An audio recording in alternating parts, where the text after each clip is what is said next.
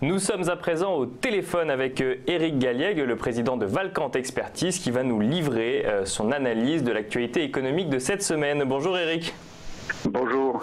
Alors on va commencer tout de suite pour suivre la performance hebdomadaire, Éric. Alors on a effectivement cette semaine une baisse significative, importante des actions françaises, moins 4%, une baisse hebdomadaire qui est quand même significative. Donc les actions américaines, en revanche, résistent bien, elles n'ont baissé que de 0,4%, c'est-à-dire elles sont stables. L'euro a perdu 0,3% contre le dollar pour cette semaine écoulée. Alors donc ça c'était pour les marchés financiers, on va regarder maintenant un petit peu les actualités qui ont fait cette semaine et on commence tout de suite avec le commerce mondial, la plus grosse actualité de la semaine, Éric.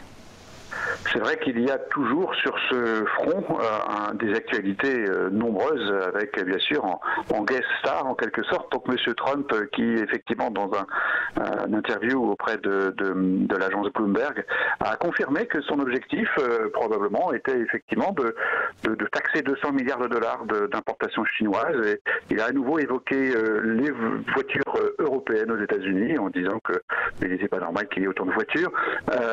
Ceci est bien sûr une nouvelle négative pour le scénario de marché. Cela confirme bien que M. Trump est effectivement prêt à appuyer sur le bouton, en quelque sorte, de la guerre commerciale, alors que finalement, on avait eu l'impression la semaine dernière que l'accord avec le Mexique constituait finalement une sorte de paix. Alors, deuxième actualité cette semaine, c'est les émergents, que ce soit l'Argentine, le Venezuela ou même plus récemment le Brésil. Il y a une crise des devises émergentes. Alors effectivement, depuis plusieurs semaines, il faut maintenant parler de crise généralisée des pays émergents.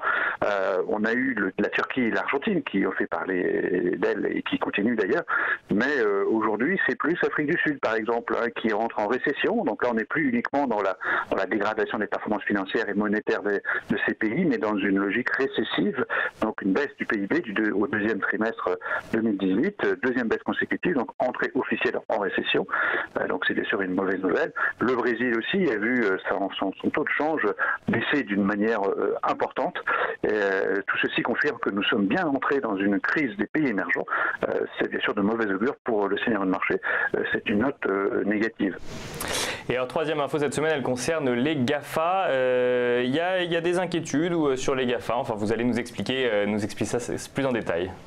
Alors c'est vrai que nous avons une position assez prudente sur les GAFAM parce qu'on considère que c'est peut-être un des points de force bien sûr des États-Unis, mais aussi un point de faiblesse en ce sens que leur position dominante ou le pouvoir qu'elles peuvent détenir dans certaines configurations les amène à être la cible finalement des politiques.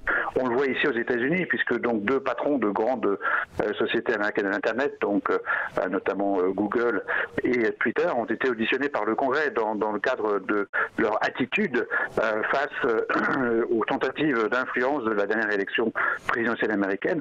Cela contribue, selon nous, à fragiliser un peu plus ces entreprises qui vont être le sujet d'ailleurs du prochain ECOFIN européen, puisqu'on veut les taxer sur leur chiffre d'affaires en Europe.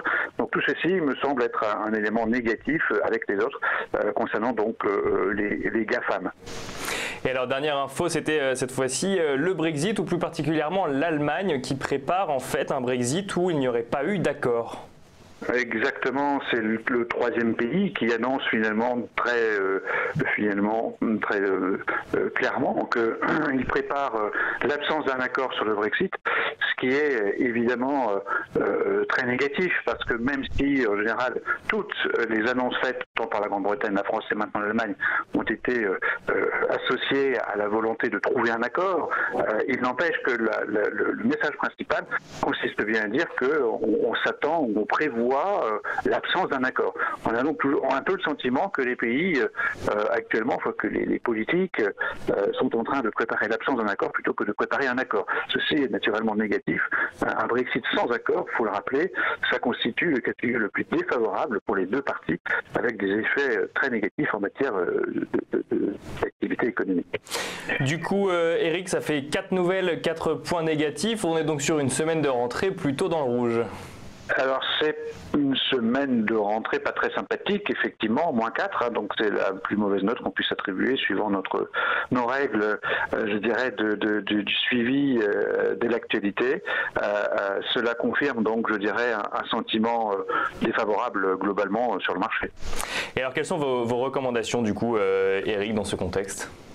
Alors logiquement, et vous le savez, nous sommes donc très réservés par rapport au marché d'actions. Nous considérons depuis de nombreux mois que finalement la balance entre le risque et la rentabilité n'est pas satisfaisante pour aller surinvestir, surpondérer les actions. Donc nous sommes plutôt en sous-pondération. Simplement, cette semaine avec la baisse de 4%, qui est quand même significative sur les actions françaises, nous passons du niveau de sous-pondération 2 au niveau 1, donc on est au premier niveau de sous-pondération, alors que jusqu'à récemment, nous étions au niveau maximum de sous-pondération. Donc, par comparaison, nous sommes plutôt en train d'être plus constructifs ou d'être moins vendeurs sur les actions, mais nous sommes toujours en sous-pondération. Merci beaucoup, Eric Galiègue. Je rappelle que vous êtes président de Valcante Expertise.